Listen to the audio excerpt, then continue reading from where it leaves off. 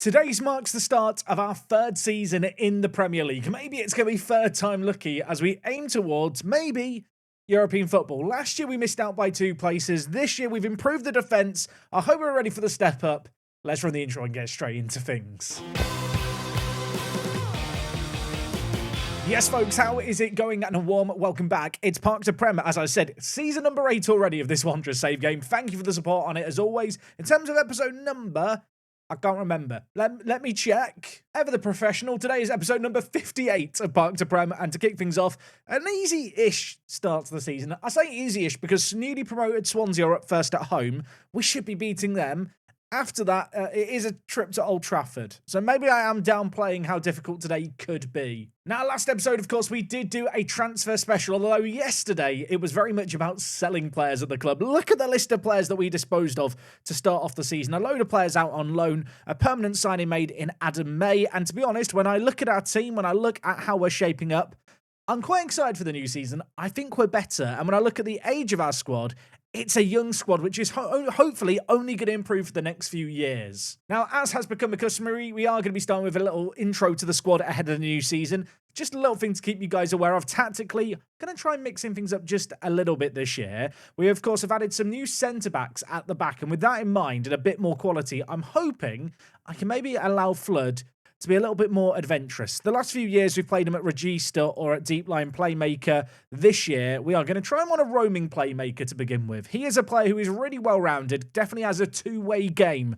for my hockey fans out there. And I feel like with that in mind, it's something that we should really be looking to utilise more, especially given the fact he's on £80,000 a week. It may well end up being a short-lived experiment, but like I said, yeah, to start the year, he is going to play as a roaming playmaker. And in terms of instructions, changing up a couple of little things. We're no longer going to look to focus the play through the middle. I actually want to try and use the full width of the pitch a little bit more. And I am going to be asking Wallace to look for the overlap a little more often. On occasion, I am going to be experimenting, I think, with Sheldon playing at the left side of the front three as a complete forward. My thinking here is that Sheldon is actually a really complete player. In fact, when you look at his attributes for a complete wingback, he's great in everything but his aerial ability, but we do already have the instruction to kind of have lower crosses. But the theory here is, unlike, say, a pressing forward, he will drop deep into these areas as a complete forward, and then Wallace will look to overlap. Sheldon holds onto the ball, and I feel like it could just be a way to get a little bit more out of Wallace. Given the pace that he has, I feel like that's going to be able to cause some teams some issues. Again, might be a little bit of a short-lived experiment, but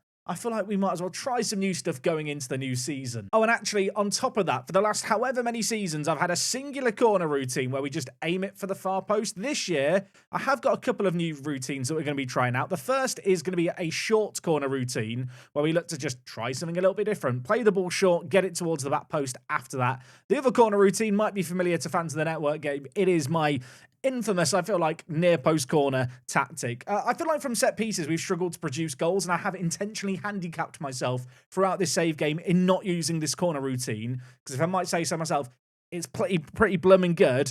But to this season, we're going to use it infrequently. Just looking at the frequentness here, you can see we are still going to be using the far post in-swinging corner. Ignore the name here that we've used a lot. But on occasion, we're going to look for these go shorter and near post options, just to spice things up a little bit. Anyway, that brings me on nicely to a squad rundown, starting with the goalkeeping position that has not changed in the last couple of years. Caleb Anson is still very much our number one. I actually think the 25-year-old was superb for us last year. 7 clean sheets in 32, averaged above a 7.0 rating. In terms of understudies, Josh Griffiths is the backup. He is a solid little player in his own right. Harry Evans, not a bad backup either. Really, in terms of backups, there was not even a consideration about replacing these guys. I think they're good enough for the job. They were both asking to leave the club at one point during the summer. I've ignored them both. They can stay here unhappy, it's fine. Anyway, moving into the centre-back area, one player who would normally be in the starting 11 but isn't today is Brian Henderson, 22 years old. We spent some big money on this Irish centre-back from West Ham, £45 million paid.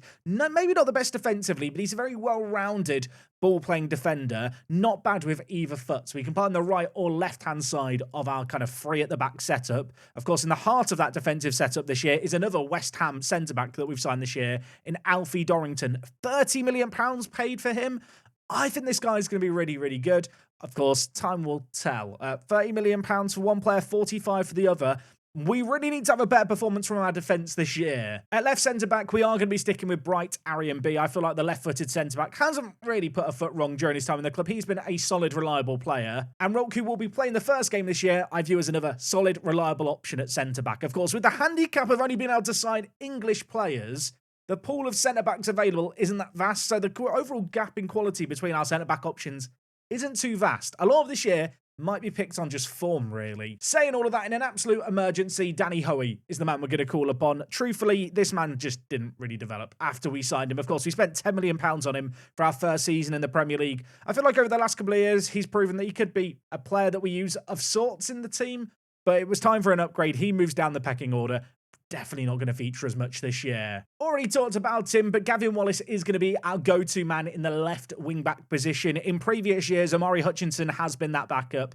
I'm going to be honest, I kind of want to get rid of him before the end of the month. I just don't see him playing in the first team because of our new left-back options, which, of course, as a little refresher, include Nahum Gabadibo, who I'm actually trading now to play right wing-back. He is going to become our ultimate utility man. That's because of the new addition we made in the summer. That signing for £11 million, 20-year-old Adam May. This guy is going to be the second-choice left-back option. He's a little bit better than Nahum if we look at the head-to-head comparison. However, when compared to Gavin Wallace, Gavin definitely has the edge. Over on the right-hand side, it is Captain Fantastic in Ajaria, who's going to be playing regularly as our right wing-back option. In terms of the players behind him, James McConnell is going to be the go-to option, a player who is more than capable of playing at right wing-back or at defensive mid, a very useful backup player to have. In terms of the third choice, things get a little interesting here. Like I already mentioned, Nahum, I'm actually training to play at right wing-back, so he'll become a backup of sorts, but maybe a bit of a fun curveball, this one. Niall Townsend, a player who came through our academy a number of years ago, was out on loan last year. More of a centre attacking mid. I've made the decision to train to play right wing back. I'm not going to pretend he's the ready-made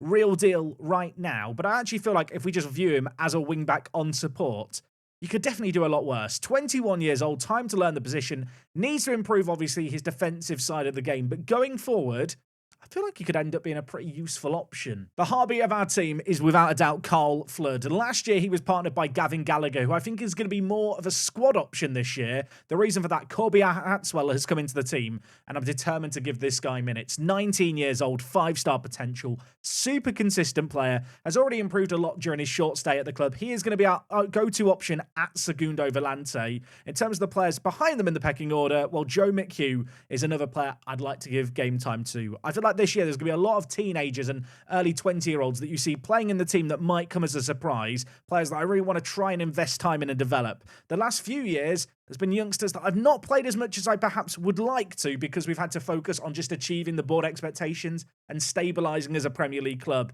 With that mission accomplished, this list of players here sorted by potential, I want to try and maximise. You can see when you look at the ability column to the left, there is a little bit of a deficit. Joe Bellingham is another centre-mid option of sorts. I was looking to sell him before he got a bit annoyingly injured. I highly doubt he's going to feature in the team. He may end up playing as striker on occasion because, of course, we do play a free striker setup. In terms of the strikers at the club, of course, Meredith joined us on a permanent basis alongside, well, the old guard at this point. Marcus Sheldon continuing to look like our best attacker-on player. Rashid Mohammed probably going to be on the bench a little bit more. Will Lancashire announced his arrival to the club last season with a 14-goal Premier League season. Behind these options, there's a couple of new players. Bernard Brennan is a man I'd love to give some game time to. Lots and lots of potential, great determination. I feel like this guy could be a really great player. We loaned him out last year and he didn't succeed in the Championship. And rather than risk loaning him out to another team that won't give him the game time like Coventry did, I've decided it's just worth seeing if he can do it in the big league. So he is going to be playing for us this year.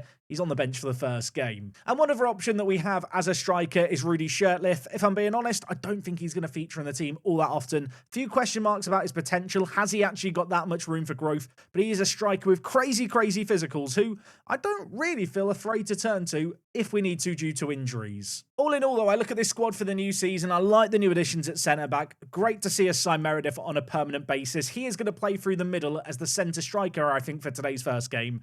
I'm going to try out the complete forward and see how it fares. Like I mentioned, no longer focusing the play through the middle. That overlap on the left-hand side, I want to see how the roaming playmaker complete forward can maybe cause some chaos there with Wallace on the outside. Just another couple of little changes in instructions to be aware of. I'm actually telling now our wider strikers to mark specific position. That specific position is the left back and right back in the team. Of course, if we play against a team that play 3 centre-backs, our strikers will match like for like, unless they play a flat back 5, which teams just don't in Football Manager. But against back 4s, do expect to see Lancashire and Sheldon maybe a little bit wider when we don't have the ball. I'm hoping that's going to help with teams overloading us on overlaps. We've had times in the last couple of years where our wing-backs as the lone defensive players have been abused a little bit. Anyway, that was a whole lot of talking. Shall we get into some Football Manager action? First game of the year, newly promoted Swansea. They have a media prediction of 19th. Our media prediction is 15th. Yes, we are going up in the world.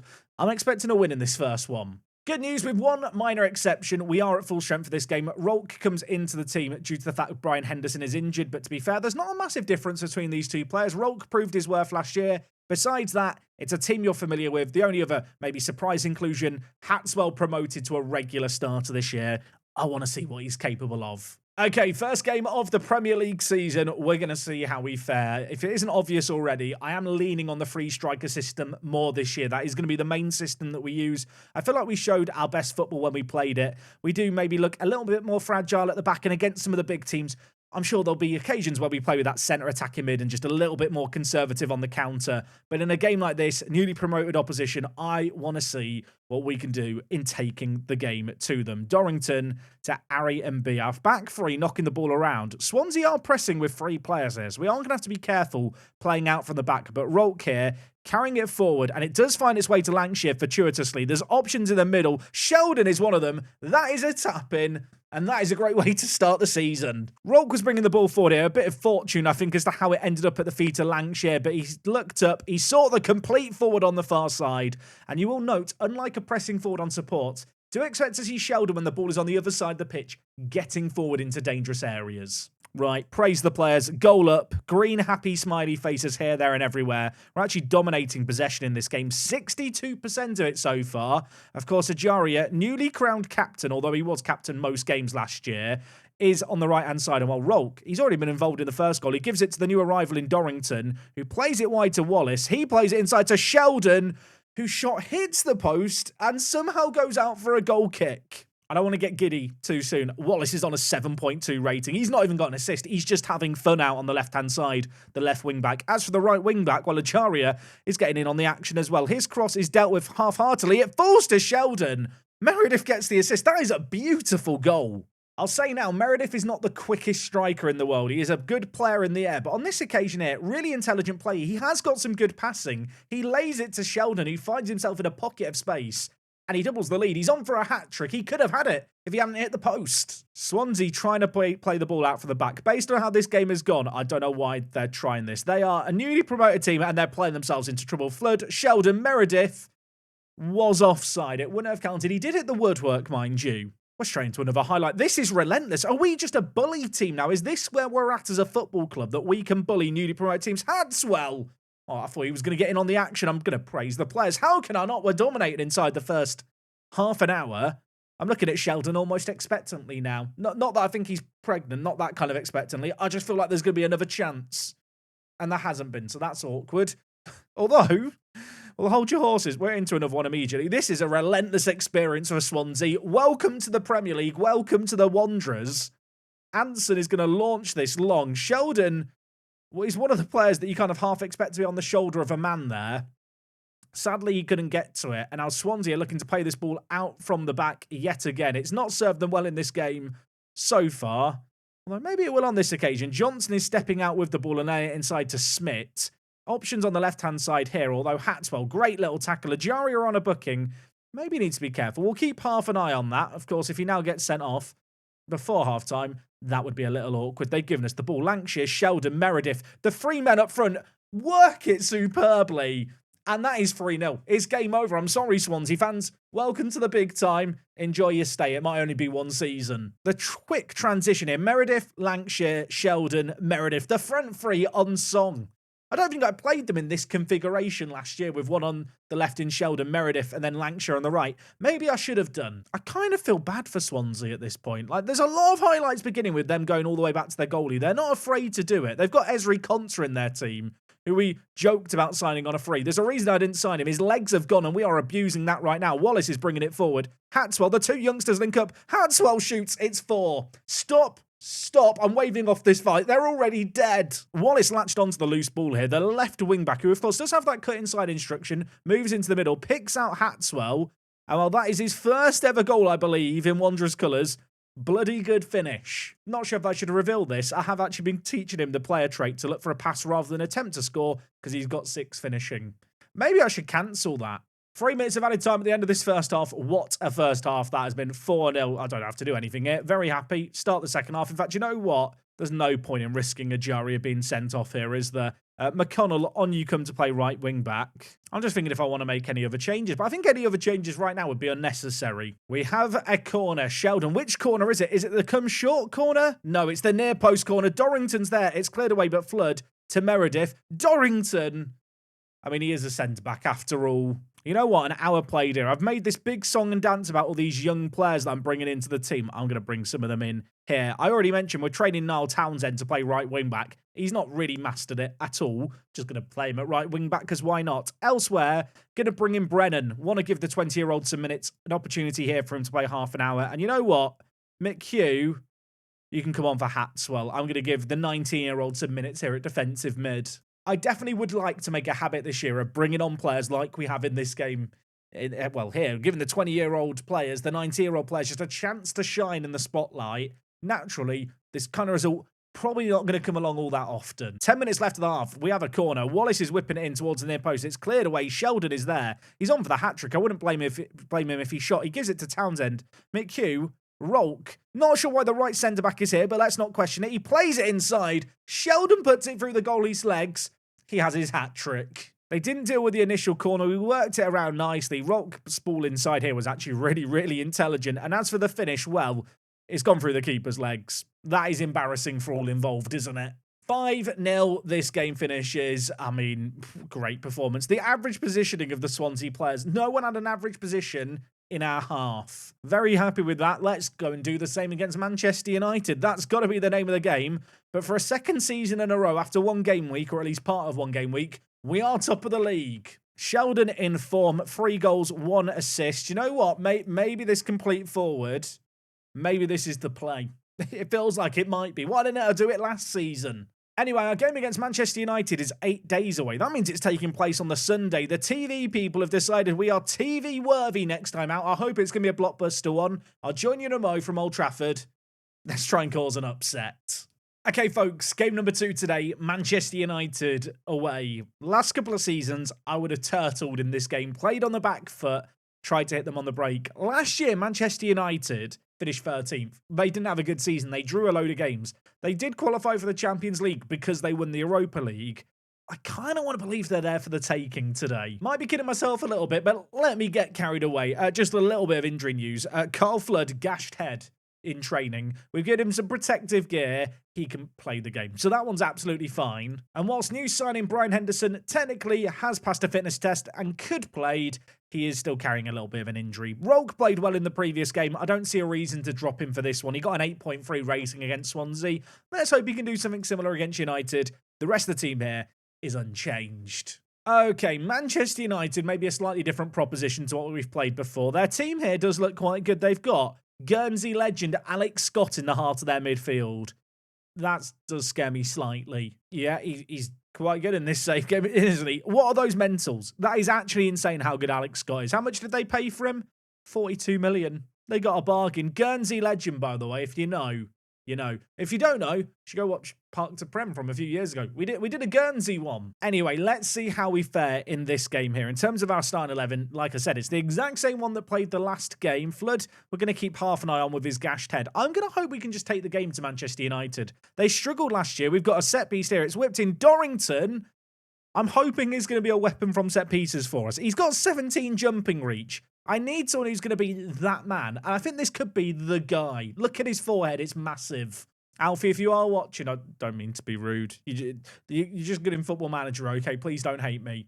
Okay, Manchester United with Van der Voort playing out from the back and then, well, definitely not playing out from the back there. They launch it up the pitch. We head it away, but Mason Mount latches onto the loose ball in a wide area. He gives it to Jeremy Pino and Højlund scores. That felt very straightforward. There will be a VAR check. I feel like it's onside. It didn't look offside to me. I could be wrong. Not a qualified official. VAR goal review. The goal's going to stand. Does feel unrealistic, doesn't it? Mason Mount not injured whilst being a Manchester United player. Good ball to Jeremy Pino. Played across. And Anson had no chance. Now, in previous years, I'd start to panic at this point. Instead, I'm just going to shout, demand more, and see what happens. That was Manchester United's first shot on target in this game. We've not created enough in this game either, in all honesty, but I'm not going to panic immediately. We've still got a chance in this game. It's not like we've been destroyed in the opening 35 minutes, and while we're trying to create something here, Sheldon, as that complete forward dropping in, that is going to be something I'm going to keep coming back to, because it's something worth keeping an eye on. Flood, of course, will be playing in the middle and overlapping on occasion as well. We will hopefully see that on full display. As well, we look to build the ball out from the back here. Rolk to Ajaria. This is nice. There's a little bit of space to exploit here. Sheldon doesn't pick out the header, but Arian B gets there. Flood pressing forward. It feels weird to see him going up the pitch, but there he is. Wallace, the number 7 left wing back, whips it in. Lankshire's there. Gavin Wallace was our second best performer in terms of rating last game with 1 assist. He's delivered another one there. That was insane. Sheldon dropping in super deep as that complete forward gives it to Wallace, but this ball here is stupendous. Lankshire's not bad with the ball in the air, and, well, that's a blooming good header to make it 1-1. Sadly, we are going to find ourselves immediately on the back foot again. It was going too well, wasn't it? Jeremy Pino cutting inside. This should be a goal. Not like that, though. It shouldn't be a goal. That was an awful shot, cross, or whatever it was, but it's deflected in. As soon as Pino here cut inside, I knew that we were in trouble. I mean, from here, you panic, don't you? But this, that's just not how it was meant to go in, is it? We were back in that game for less than 2 minutes, so that's a little bit annoying. I'm going to demand more from the players to end the half. 3 minutes of added time. Manchester United maybe looking to press home their advantage with another. Alex Scott, I've identified him pre-game. I didn't check his long shot stats. Maybe it's not good, although I think that was actually saved. Half-time in this game, despite the fact there's been 3 goals, I won't pretend it's been some kind of crazy all-out attacking affair. There's been 5 shots on target. More than half of them have gone in. I'm going to tell the players they've been terrible. Few players not showing up in this one. And to be honest, this is the kind of game where I'm thinking, maybe we just go back to what we know. I think this could be the play. Flood has been struggling in this game due to his injury. I'm going to take him off and bring in Gavin Gallagher. Elsewhere, Nicky Meredith hasn't had the best game at centre attack in mid. I must admit, with Hutchinson no longer on the bench and Aaron Ramsey, of course, off in China, we don't have a ton of attacking mid options. Meredith might actually be one of our better players in this part of the pitch. You actually look at him as an advanced kind of attacking playmaker. He's pretty good. Really, the most logical player to bring on in his place would be Niall Townsend, who is a capable centre attacking mid in his own right, or Joe McHugh. I think for now I'm going to keep Meredith on the pitch and show some faith. We'll make the one change in the middle and take off the injured Flood and see how we fare. It might be that I change things up and go back to the free striker system before this game's over, but I think just to stabilise things here, Manchester United were pressing home that advantage to end the half. We do just need to change our game plan somewhat. We're coming up to an hour played here. We've not created anything in this half, but I'll tell you what, we have stopped Manchester United's momentum, which feels like it could be worth something. The issue, of course, being we need to score. There's no highlights happening. I'm going to change this shape, but I'm going to go to attacking, and then in transition, I'm going to tell the players to counter-press. In terms of personnel changes, Rashid Mohammed, I am going to bring in this game. I think I've got to keep Lancashire on because of the goal he scored, but Mohammed this year, don't think he's going to be the starter for us at striker no matter what we play, but as a sub option, what a great player to have to bring on. Niall Townsend is going to come in behind as well. I'm looking at right wing back thinking Ajari has been a bit disappointing. McConnell on you come too. I have one more sub.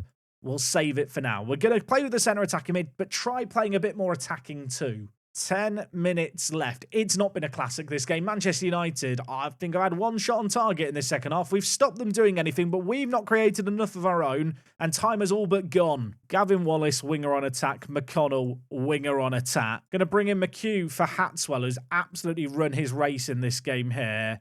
And this just looks like a mental breakdown, doesn't it? I feel like having this many centre-backs is a waste. So you know what? We'll just play 2 players on the left-hand side. And you know what?